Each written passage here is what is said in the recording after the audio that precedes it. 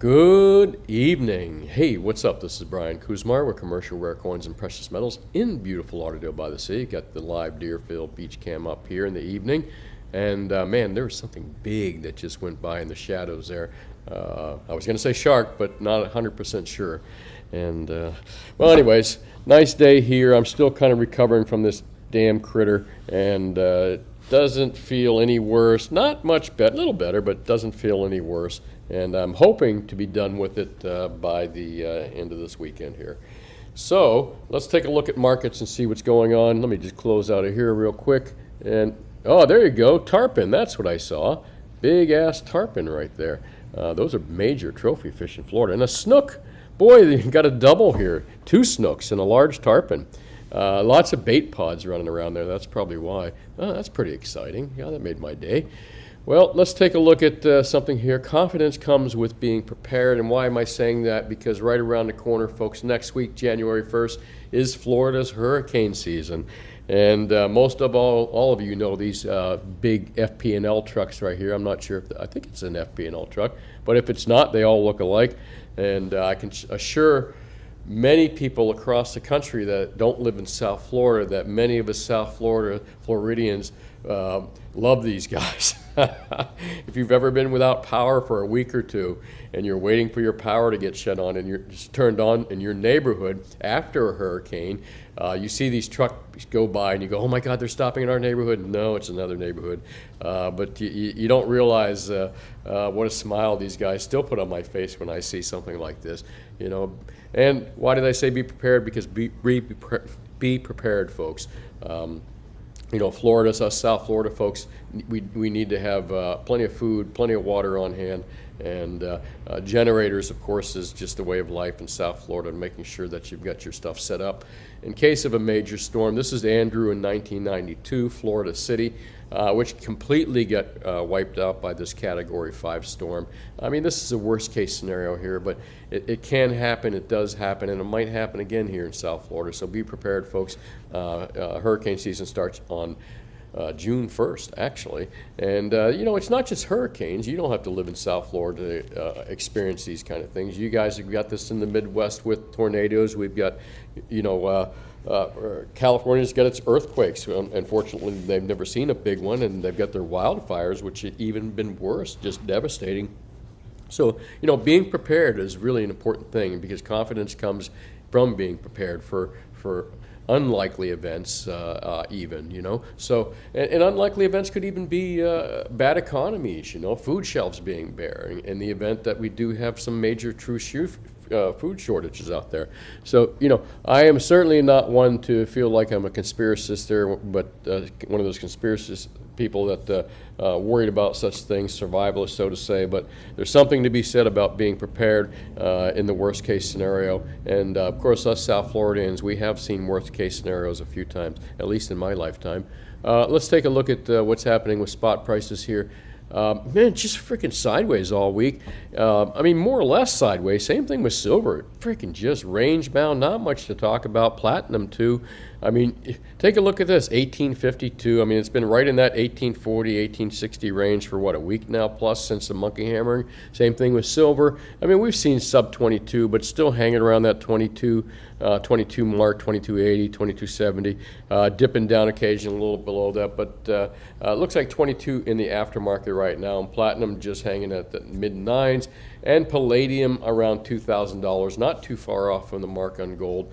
Nothing to rehash here as far as prices go. I mean, it looks like the same old, same old. And no great dips to buy on. So kind of what I think, hey, it's summertime, man. Go fishing, go drive your motorbike, go do whatever it is makes you happy, man. Go diving, go, you know, whatever. Go see the grandkids. 1850 right now is a live gold price. 24-hour chart. Just, again, look at this, even during the day, sideways with the price of gold, a little bit above that 1850 mark, but again, just sideways. And it looks like the same thing pretty much throughout the week, that gold's kind of staying in range bound, this kind of little range bound area right here.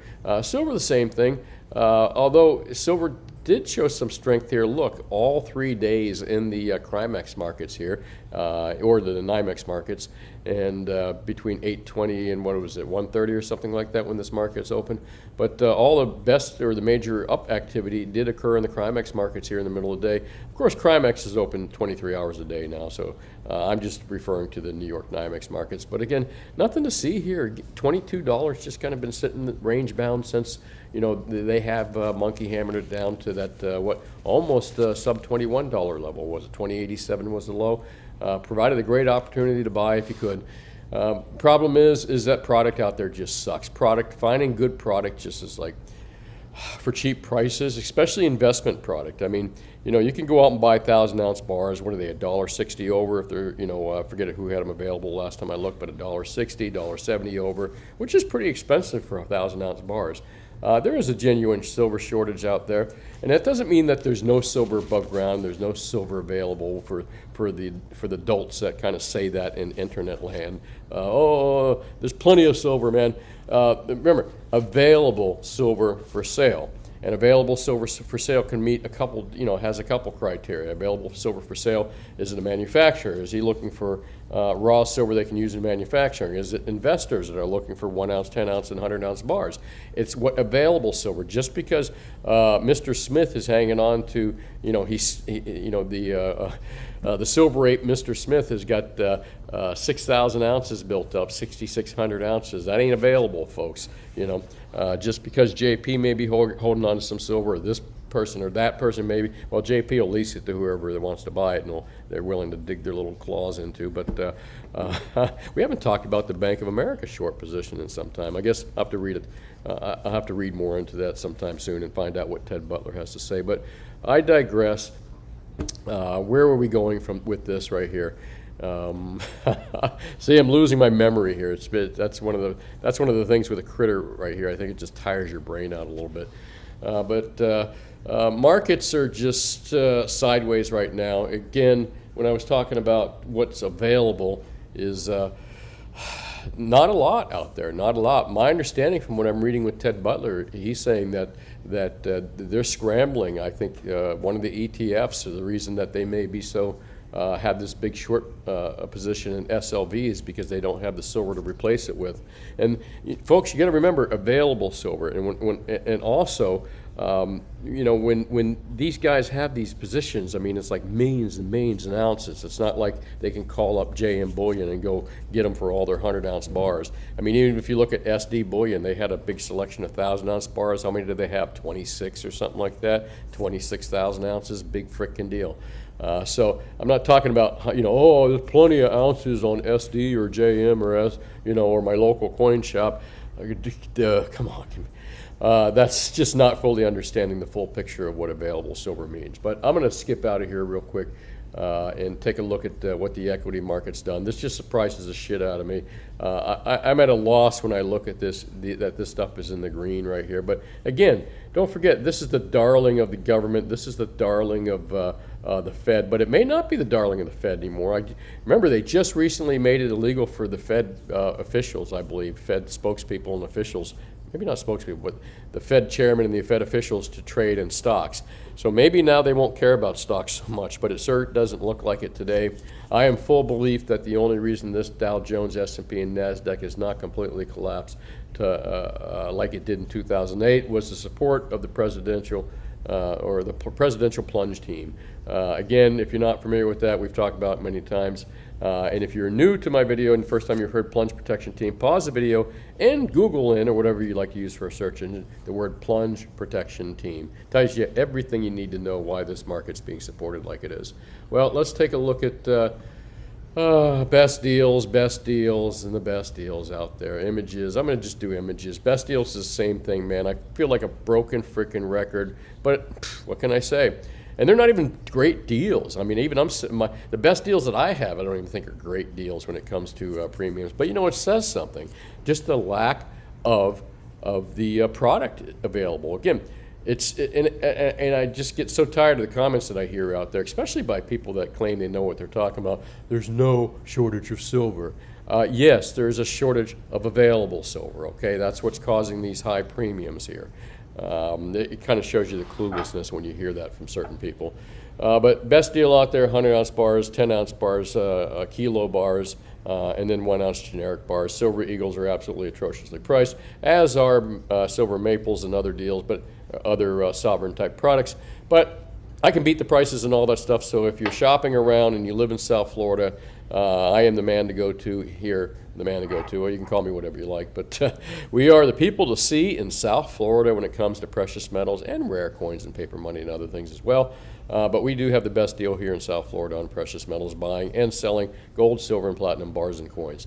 And we advertise to be the Walmart of bullion online, which I call JM Bullion. Great reputable company, but they are the Walmart of bullion online, in my opinion, and we can beat their prices for any of you local folks that are new to this channel and not seen me before. Same thing with gold. Best deal out there is still gold bars. But you know what? Gold is not having the issue that silver is having right now. Gold coins and bars.